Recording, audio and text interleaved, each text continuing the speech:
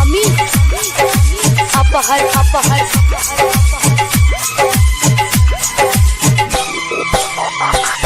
जदी सर कोई भूचोली मार कोली नुनिया टोली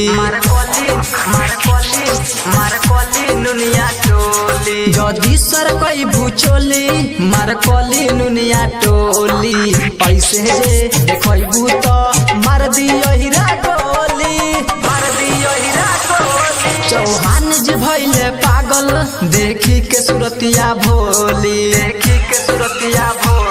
चौहान जी भइले पागल देखी के सुरतिया भोली मिसरी तोरे लागता गोरी तोहर बोली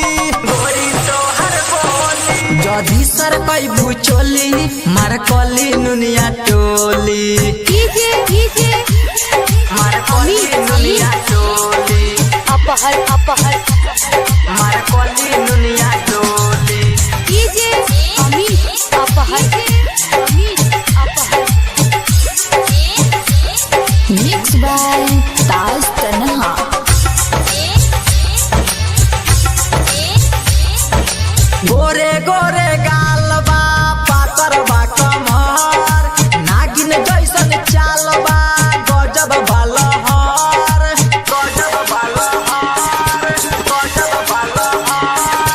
गोरे गोरे गालबा पातर बा कमर नागिन जैसन चालबा गजब बलहर सबके देखो ताटे सबके नहीं देखो ताटे जो बना देखा दो अपन खोली जदी सर कोई भूचोली मार कोली नुनिया टोली जदी सर कोई भूचोली मार कोली नुनिया टोली ऐसे जे देखबू तो मार दियो हीरा गोली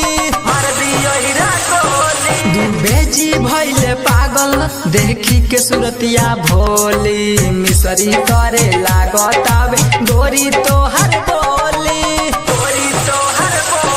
जदी सर कोई भूचोली मार कोली चमटोली ऐसे जे देखबू तो मार दियो हीरा गोली जदी सर कोई भूचोली मार कोली पाड़े टोली Mixed by Recording Studio. Patti Bazaar, Kushinagar. Writer Mukesh Raj के पूरा कदमन सुन रानी सब दे देव कहबू तू जवान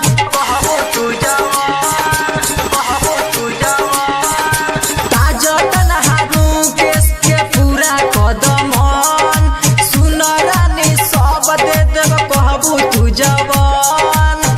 अमलेश राजा कहता रे आजा अब तहरा बहिया में सोली जदी सर कोई भूचोली मार कोली कोई टोली जदी सर कोई भूचोली मार कोली मिया टोली मिसरी करे लागतावे गोरी तोहर बोली जदी सर कोई भूचोली मार कोली हजाम टोली ऐसे जे देखबू तो मार दियो हीरा गोली बाबू साहेब भइले पागल देखी के सुरतिया भोली मिसरी करे लागता गोरी तोहर बोली जदी सर कोई भूचोली मार कोली बनिया टोली अमित अपहर